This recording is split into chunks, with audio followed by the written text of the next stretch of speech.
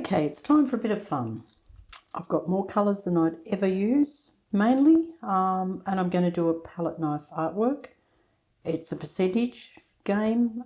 Some are successful. You may never see this again, but I'll attempt to do the palette knife watercolour, which I haven't often seen. So the colours I'm using are June Brilliance, Holbein colours, number 1 and number 2, Windsor Yellow, Raw Sienna, Australian Red Gold, AS, Perylene Maroon, Windsor Violet, Veritas Blue, which is Holbein, and Cobalt Blue, Burnt Sienna. The other colours are Winsor and Newtons. There's 3, the Veritas Blue, and these 2 are, the 3 of them are opaques, depending on how thick you use them or how thin you use them. And I need it to basically balance out some of the colours. So I'm not going to do a great deal of drawing, but I'm going to actually just run the pencil across, just to give myself an idea of a small low mountain range and just something to go by. I've made it just above halfway so that I've got room for the sky. Using a sable mop brush, I'm just going to bring water across the sky, just in a few places, down through here, and just let the water run on there. Now, it's time to get the palette knife and some colours. So I've got one of the little angled palette knives, or you can use a bigger one that's a little bit bigger, a little bit pointy, or just a flat palette knife, depending on what you're actually going to achieve. I'm going to use the pointy one at this stage. Now, if I put blue in the water, it's going to run. But if I put blue in the dry patch, which is generally what people sort of try to do, it's not going to achieve much. So I'll wet the palette knife. I'll pick up a little bit of the Veritas Blue and bring that down through the bottom. I can see there's not enough water on the bottom there because nothing's going to happen because it's dried while I've been looking at it. Now it's got more water on it. And I'll just come down in that water and bring some blue down through there. Even the streaks, I can leave the streaks. The water, and I'm picking up water to do this, the water will allow it to run more. So if I pick up water and put above it, oh, the palette knife just did that, so that's not too bad, and let it run. It's gone over my drawing, but I can find that later. And just bring that through, and now up the top I'll bring the Cobalt Blue, which is much brighter. Pick it up on the palette knife, dip it in the water even. Let that go into it. If it goes onto the dry area, it'll get some strong colour. If it goes onto the wet area, then it will soften. I'm on medium paper, so it's picking up a little bit of the pattern in the paper, just the actual pattern in it, so it's just soft coming through there. Need something in the corner. I'll pick up a little bit more of the blue. That could go out that way and maybe come back that way. So that was the blue from over there that I just put into here. Okay, if you don't want any of that work there sewing through, you just add more water to it. If you want to smooth that out a little bit, you could just rub in it, but it's just in the paper now.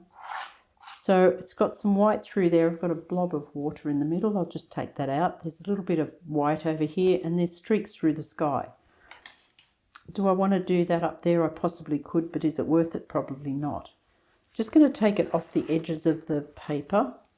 That's something that could run back. I don't think it will.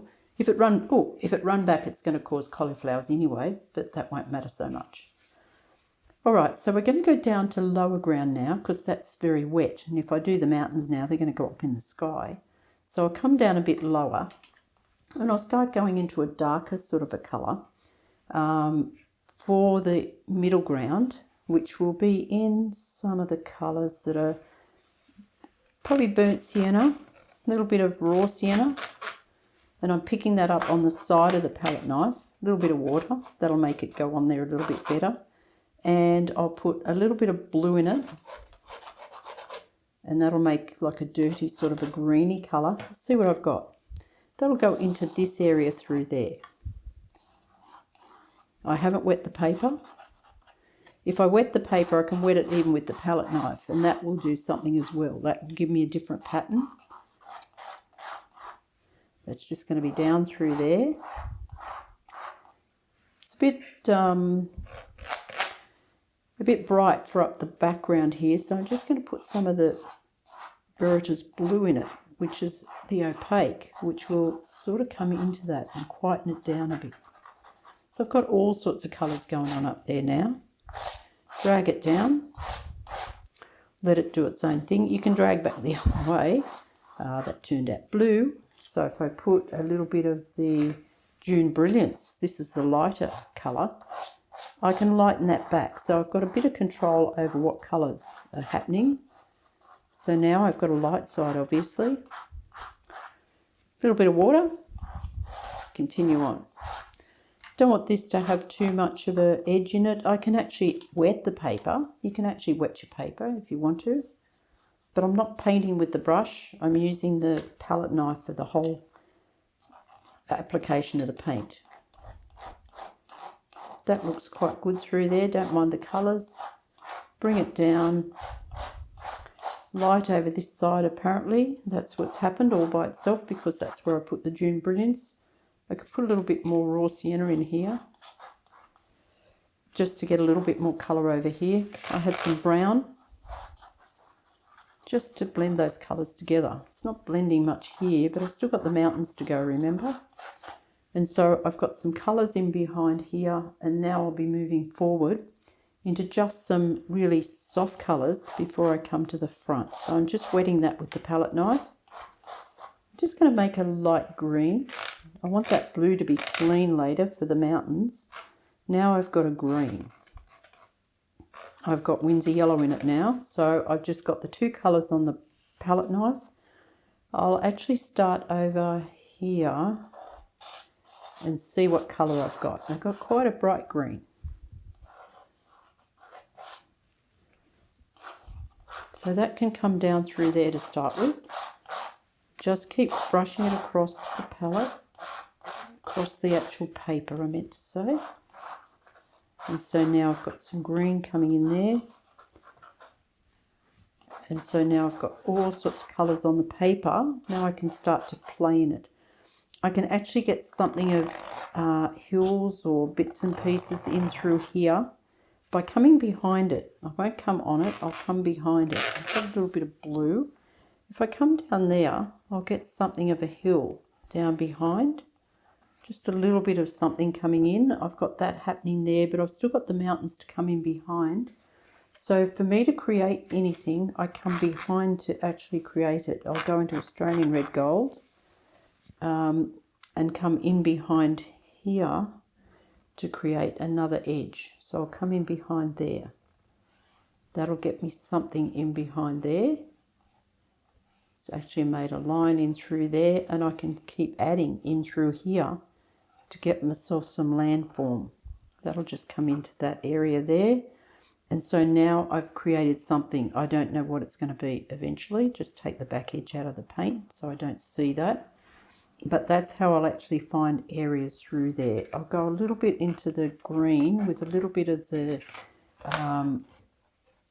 June Brilliance in it. And this will be light, but still have a little bit of green in it. That can come in behind that one. So now I've got a little touch of green in the back there. I can make that brighter by getting the yellow and the blue together and get it back on there. And that will make it just a little bit stronger. Hasn't really got the desired effect that I wanted, so I'll go darker. I'll pick up the burnt sienna and just drop that down on that edge. That's better. That's actually done something interesting, and that's what I'm looking for, is interesting. Not just bits and pieces, but something interesting. So if I come up here with the light green again, got the Veritas blue in it, that will get me something through there. Cross over that. So now if I get too blue and too much of that on there, I'll end up looking like I'm in an ocean, so I'll have to be very careful of that. just wet it out. If I don't like it, don't like that so much, I'll just keep brushing and see what happens to it. Probably better to go that way and soften it off. You can even get the rag into it if I want to. That's better. Just something to clear that off. I've got a lump of paint there, I can't leave that, so I'll just move it around. That then made something else happen through there. Alright, it's time to go up to the mountains. I can come back to the foreground. If I want anything in the foreground, don't want that white funny colour there. The blue's alright there. And as I said, I don't know what it's going to do. It could be a disaster. As I said, you'll never see it if that happens. So I'm going back for the mountains at the back. And I've got the Veritas blue. And I've got purple. And I've got pinks. So I'll start over on this side and start to get something in the mountains. And that will give me just the top of the mountain. A bit of pink on it. That'll give me that area through there, and so that's quite dark, but that's all right. A bit of purple for the next one. Depends which way I want them to cross as to where that goes. That's coming down here, obviously. And I won't do all the peaks the same because you don't want them beside each other. Just put a bit of water on that to get a better edge in it. That's better. Go up out of the picture to finish off.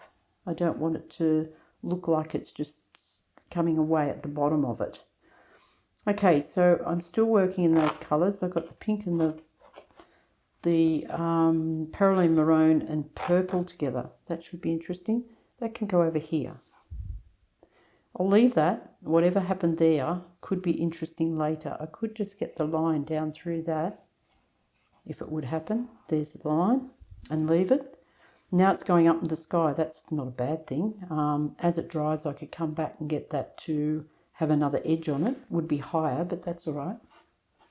And so as it's working, I'm then coming across further. I'll go back the other way now, and I'll go back to the blues. I've got the two blues on here now. That can go down there and have a bit of a rounder edge to that one. Let that go down into the valley there. And then I'll come back the other way for this lot over this other side. I've got the light colours. Okay, so that's got a bit of the Veritas. No, it's the June Brilliance on that edge. But I can come back and get other edges in that. This one's in the background a bit, so I'll put a bit of purple on the June Brilliance. And now I've got that really light coming through over this side.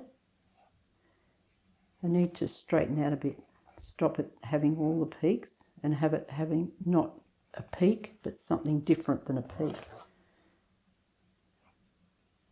I'm getting into thick paint now, so if I get into thick paint, I'm going to have to clean it out in a little while. That'll go down through there. That can come back into the darker side. Now I'm getting creamy paint, so that's where it really will do something. But this would have to be sprayed later. It can't be left, because otherwise in wet weather, this would actually become wet again, and you don't want that. That's just picking up edges of the colour that I had in there. That's in the blue. Just let it do its own thing. Come up the top. I need the top on this. Okay, so now we've got mountains. That one's just still a little bit wet, so I'll leave that. Not unhappy with that over here. Could get some light edges on some where the light's coming across. Okay, adding colour to the mountains. Because they're creamy, I can add some other colour to them now. I can have some colour down the dark side. That's pretty. I need that to go behind, so that means it has to go one way and then the other. It has to go that way, and then it has to come back this way. So now it's actually coming between those. I'll take some off the palette knife and get this one to come back past it. Take it out of that bottom area. That's by water. That'll just let that go into there. Come back and get some of the edge off that. That's too strong. Have a look at what's happening in here. It still needs that blue in there.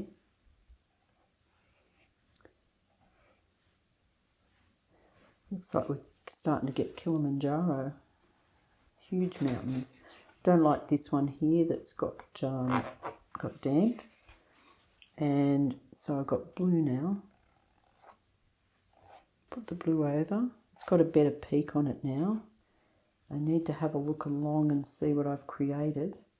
There's some that could be in the background, so I'm just going to wet my palette knife and just get some higher ones. That's just water. Not really completely water, but hopefully that'll get something in the background there. Just something up in there. Now let that dry and then come back to that. So I'll come down the foreground now. Just get that back. And then bring the purple back. The purple one's up here. If you leave white on it like that, it'll look like snow-capped mountains. I've got a bit of a valley going on here, so now I can work in the foreground. So the foreground becomes warmer and actually works in with it. I've got a bit of paint there, I don't know what that is, so I'll just move that out of the way. If it doesn't move by that, then I'll add other colours to it, like come back with the Australian Red Gold and add some of that to it. So I get different bits and pieces coming down in the foreground there. Okay, if you go too hard with your downstrokes, you end up with it looking like it's too much going on, whereas you could go back up through here if it was smoother through that area. Okay, in the foreground now, I'll start to come in there. You can actually use a sponge. You can do whatever you like with that to get something in the foreground. So leaving the palette knife, you could actually start to use a sponge. I'll stay with the palette knife actually, simply because that's the type of work that I was going to work on. So I've got raw sienna and a bit of burnt sienna. And I'll start to get that in on the foreground.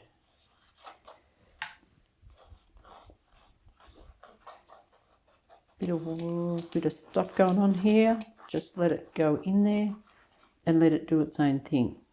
Just get that off the edge of the palette, off the tape, sorry. And that's starting to get some strength in the foreground. Raw sienna.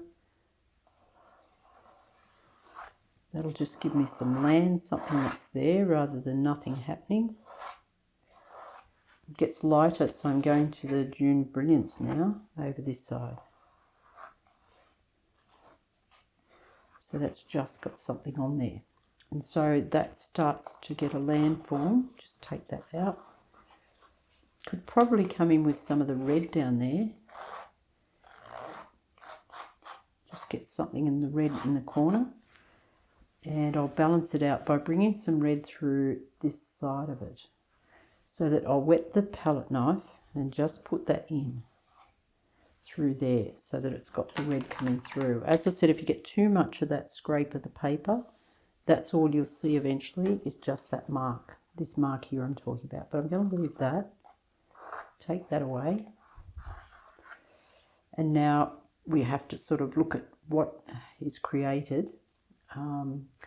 It's basically a mixture between different areas of landscape. There's nothing there that tells me a great deal, but I can paint into this later and then make a landscape out of it. I can make paddocks, I can do anything I want to. It's got a bit of a water thing happening here.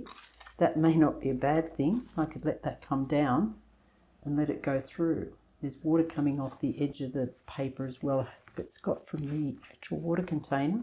I'm just going to let that run so that through there, here's another one running down from the sky. That won't hurt. I'll let it run down in here and into the paint. And so that's actually softened down through here. And so now that that's started to happen, I'll just move it further. I'm going to come back the other way and drop some water into it. Back this way from the paint that's here. Just drop some water see what it does. This one's running over here, which has changed it. This one here is running through now, and I'll just let it run down. And so watching where it's running, and now it's starting to flatten out the landscape slightly, which is quite nice. This one here is just sitting there because of the amount of paint that's there. I'm just going to add more water because the amount of paint is there, but I can use that if only it will come down further. And it is running down through the artwork. Even that will give you something different in the landscape than what you actually started out with. And that can be much more attractive than what you've actually painted or put on there. Just going to go a bit further with that. And that's how a lot of artworks sort of start out, by experimenting. And this really is the type of work that's more experimental. It's only by luck whatever happens when you finish. It's actually got a line of paint in there that's interesting. This line of paint, it's actually coming up into that, which is nice. Okay, this does something interesting. Don't want the sky going back up here into the mountains. So if I don't want that, all I do is put it down and just take it back to the mountain. Okay, what else happened? The red went back up there and come back down. I don't know yet what that's going to be doing. It's not attractive, so I'll get that out by letting it run off. That's not going to be attractive, that red. I'll just let it run off here and come off. That's a better way to go. And take it off.